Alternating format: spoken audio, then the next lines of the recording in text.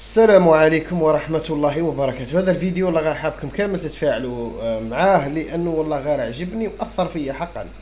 تحياتي الناس تقرت فردا جماعة كما قال دار زنقة. هذا الفيديو خاوتي اللي راكم تشوفوا فيه، وهذا الآب اللي أمامكم هذا آب أولاد ربحوا الميدالية الذهبية والفضية.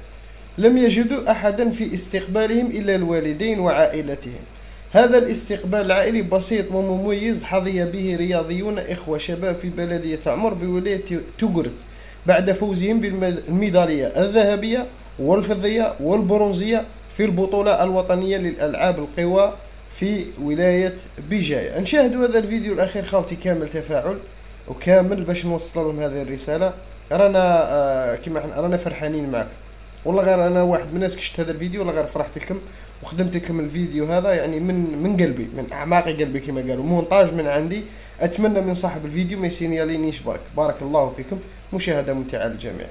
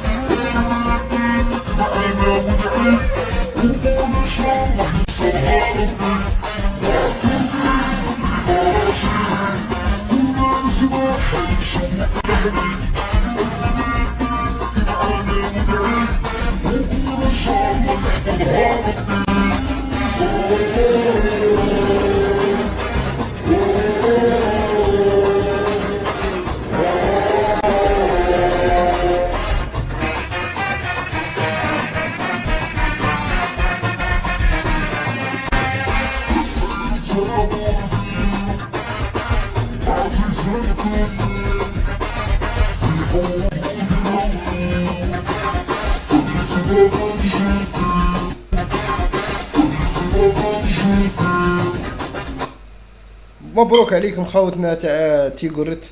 ان شاء الله نتمنى لكم العاقبه للاحسن ان شاء الله، وتشرفونا الجزائر احسن تشريف. وتحياتي لكامل ابناء الجنوب، نبداوها من بسكره حتى لتمرست. تحياتي لكم جميعا، نتلاقاو ان شاء الله في فيديو جديد. سلام.